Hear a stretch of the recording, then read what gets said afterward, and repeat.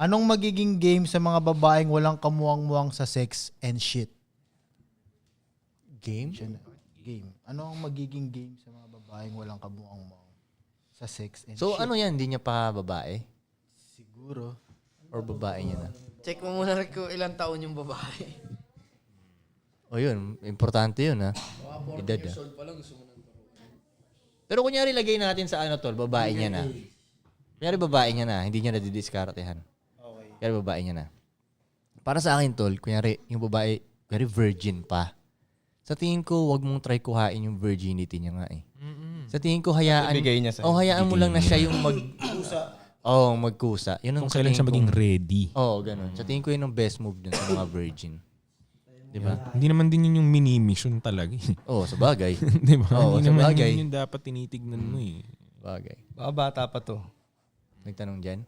Kaya yun ang ano niya. Tapos dahan-dahan lang na sex, di ba? Yun nga ako yun. Di ba walang game sa sex? Anong game? Wala ka nang kailangan dyan eh dahil wala na nga ring... Ano?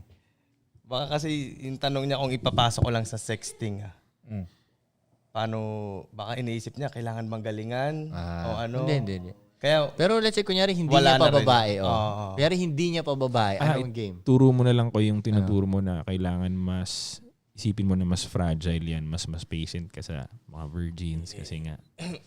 Ano to? So, babae mo na? Oo, so babae mo na siya. Yung, di ba, hindi na non-sexual na atake. Di ba? Kung paano mo pakikisamahan ng isang medyo virgin. tatanggapin mo na marami silang gagawin na medyo parang natatangahan ka pa. Inosente pa nga sila eh. So, kailangan maging patient sa kanila. The way rin sila mag-isip, medyo slow pa sila.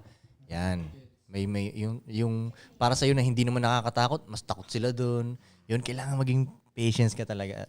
May pasensya ka Sa sa tingin ganyan. ko wala pa din dun yung connection talaga sa'yo ng tao pag ganun. Kasi di ba ang order is mind, body, bago pa mo unlock yung soul connection niya. So hanggat di pa niya na, isa-isahin mo, mind muna. Kakilala muna kayo, di ba? Tapos tsaka mo intindihin yung body. Pag siya na yung may decision nun, matik na susunod yung soul dapat doon. Di ba? So mind muna, connection muna. Alright. Sana tama yung sagot natin.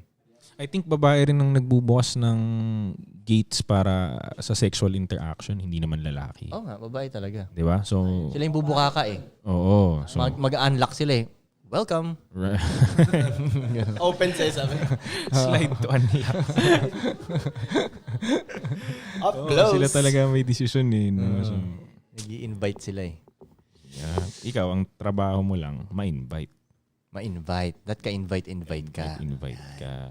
Kasi yung iba, feeling nila, kailangan sila yung mag-invite dun sa babae. Mali, hindi ganun yung dynamics eh. Mas tama yung, gawin mong ka-invite Yep. ka.